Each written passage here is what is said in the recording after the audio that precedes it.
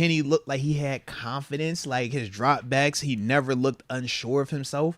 Like you said, even on the miscommunication with him and Connor, where Marcus Peters drops the pick, it's like, bro, he's throwing the out with confidence. Yeah. And that was the big thing in the first 2 games. It was like his confidence just seemed off. Like he would second guess it or not really believe it or need to physically see it be open before cutting it loose. And last night, that wasn't the case. Last night, he's like, bro, I'm hey, we're going to go down. All right, let me get after it real quick.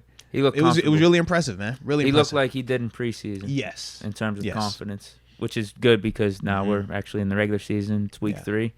So I don't really expect that. Now that he's like settled in, I don't really expect that to go away. I think we should be only looking up from here. I mean, I'm hoping that's the case. Yeah. And the context that we'll find out is this, because yes, I do understand and I do acknowledge the other crowd, right? The ones that are like, well, hey, man, it's the Raiders and their defense hasn't been playing the best. It's the Raiders and their offense hasn't been looking the best. The Raiders have been struggling this season. I do agree. And all of that context does matter.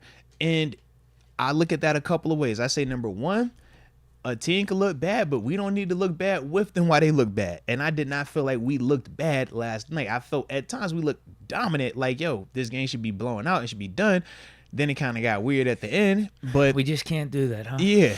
That was the one part I'm like, again, I think refs helped with that. But to an extent, they did. But it's like, yo, go ahead, get that last score, make it to 30-7. Yeah. And now we chilling like most, teams supposed to be doing. So it's like, yeah, that part should have happened 100%. But to me, man, I'm like, yo, we was cooking, man. Like 80% of the game, we looked really solid. We look good. So was it a bad team? Sure. But did we look really good versus a bad team? Yeah, we did. Now, we're going to find out with Houston. Is Houston a good team or is Houston a bad team? We know that they just came off a really impressive performance against Jacksonville, so we got to respect it. But I think that we should still look more like how we just did than how we did them first 2 weeks. So as long as we keep doing that, that'll be the answer in terms of were we just feasting on a bad team or are we actually improving? Yeah, anybody that makes like a hard stance on that today, we know that's just you picking your side. And there's nothing wrong with that because we know, man, if you rock with Kenny, you're going to rock with him. If you don't, you're not going to rock with him. Yeah, no, I'm kind of like, I be in here both ways. All right. I'm a context guy. But yeah, I feel like we still, next week going to be another big, indicator of how far have we taken in terms of that next step. And the thing is, for me, we weren't talking about the Raiders being this bad going into this game. We weren't talking about them being the worst team in the league. We made them look like that. All of a sudden, we beat them. Exactly. Oh, they're the worst team in the league. They're so bad. No, I don't buy that. And they were 1-1. They had a bad game against the Bills, where actually it was kind of close in the first half. Yeah, and then Bills ran away with it. They got the scores in opportune times before half. The Bills done done everybody. You know how the Bills do. Bills have done us like that before. They beat the Broncos, and I think, the Broncos did get laced by the Dolphins. That's why I said I really don't know what the Broncos are right now, bro. I think they're better than last year. Russ looks good this year. Why do you feel like they're better? Because they're scoring more points? Yeah, maybe their defense is bad, but that's something we weren't expecting with the Broncos, Well, all the quarterback lovers, all the scorers, they'll, I guess, enjoy them scoring points and giving up 100. Yeah. Because I'm just like, they look terrible right now, man. I don't even know what's going on, but that's tragic. It's disgusting. I've never seen 70 in an NFL game before, bro. I thought when we gave up 40, I was about to like, yo, we on suicide watch, man. This is trifling. We do not belong in the NFL giving up 40.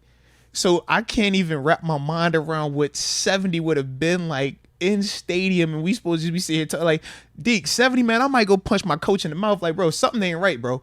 You lied to me.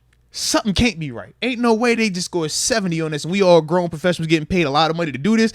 Can't be scoring 70 on me, Deke. Can't. This ain't high school. This definitely ain't college, man. 70 is filthy. Mm-hmm. One more thing with Kenny. Yeah. I do think this was a big game. And, again, the haters are going to poo-poo it and whatnot. But coming off of his Week 1 and Week 2 performance where he definitely left more to be desired, and the offense left more to be desired, Canada left more to be desired, and then seeing the Monday night game where you're in front of the whole NFL world in prime time, and that's the performance we put out there where your defense scored more than the offense. Yeah. We got another primetime game right after, back-to-back, away. How do you respond? In Oakland, in the Raiders. And we know sometimes, I don't know if it's like a Steelers tradition thing or the history of the Steelers-Raiders rivalry over the last 20 years, but we have struggled on the road against the Raiders. We have. But anyway, just How do you respond, man? Because, like, not a good performance in prime time. Yeah. Everyone's critiquing. People are talking about tanking for Caleb Williams in the stadium. People are calling for Mitch, blaming you and the play caller. How do you respond? How does Kenny respond? And I think he responded brilliantly. Yeah. In this one, looked really comfortable out there. Mm-hmm. Lights were not too big at all. Yeah, and the other thing I always look at too, because I love like what you just said right there, because that is spot on. You know what I mean? But the other thing that I get, man, is like based on how bad at times this offense has looked in first 2 games. The jump that we just saw, we're not saying that they turning into Kansas City Chiefs or they turning into, you know, some crazy powerhouse overnight. But it's like to act like that wasn't a massive step last night from this offense, man. Like, that's crazy. Like, we saw multiple things that we've been hollering for a while now, man. We saw them, and they weren't the fluky variety either. It wasn't oh man, this is a double reverse pass where we didn't trick the defense. It's like, no, we saw Calvin Austin, you not put hands on, he run by a guy. We saw that in the preseason too, right? If you do not put hands on Calvin Austin, he's going to run by you, bro. There's nothing new about that. We saw George Pickett continuing to cook. There's nothing new about that. Allen Robinson makes some clutch catches, even though he's not padding the stat sheet. That's his game too. Like, that is Mr. his Reliable, game, bro. We need a third down. That's his game right now, man. I like it. But it's like these are all things that are sustainable. We're not over here acting as if, like I said, it was something fluky that took place. We're just saying that these are the things that we've felt since this offseason, training camp and preseason, that we should be accomplishing in stadium. And we just been missing. So it's like, man, for us to finally be connecting on it, man, let's not act like we supposed to turn our nose up at, oh, it was just 2 touchdowns. It was just a couple field. Oh, we should have scored 4 touchdowns. Like, bro, give it a rest. Like, we was literally just hollering about not having multiple touchdowns in a game by offense. We were just talking about a week ago our defense outscoring our offense. But now we too good for 2 touchdowns and a couple field goals. A 57-yarder, might I add. Don't you be hating on Boz, man. I will never bring up Matthew Wright's name again. Put some respect on Boz. That was logo. That was logo Boz. That's logo Boz, all right? But yeah, man, that's my thing. I'm like, bro, no one's saying they perfect. No one's saying that they the juggernaut on offense right now. But, bro, they balled. In contrast to what we seen in the first 2 weeks, man, this was a major step in the right direction, bro. Major. And what I like, too, is offense put up 23 points in 2.5 quarters. Like, that's solid. That's a solid pace. Now, I wish we wouldn't have stalled out as much in the end of the third and also in the fourth quarter. But what I really like was push came to shove. Raiders kicked the ball back to us. We got, 2 minutes and some change.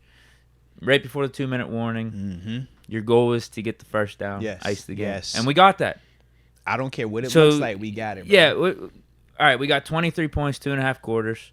Had the game pretty much intact. Raiders started moving it on us in garbage time, started putting up points. Refs were making some terrible calls. And the game got a little bit closer than we would have liked. But you get the ball back in your hands. How do you respond? And the offense responded.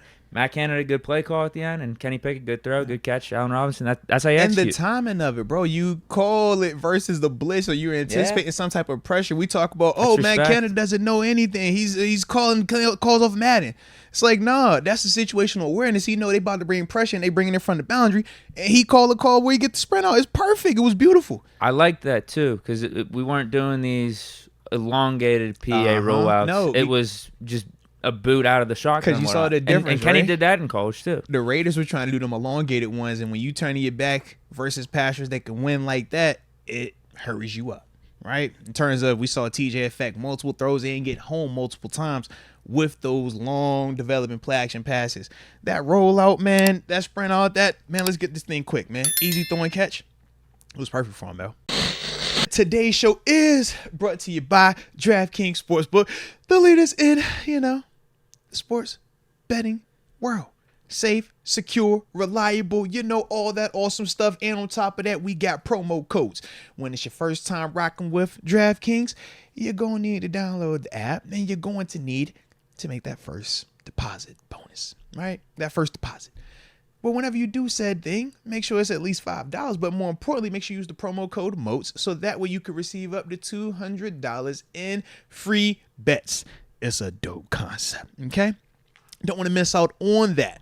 But we also understand, Deke, that people struggle with this thing called gambling, this thing called sports betting. Sometimes you can have a little bit too much fun. You get lost in the sauce. And when you get lost in the sauce, sometimes you need, some help. Sometimes you or someone you know has a gambling problem. They might got some crisis counseling or maybe even be in need of referral services. Those located in New York have a specific number to text. But for everybody else, that number to call is 1-800-GAMBLER. I said 1-800-GAMBLER.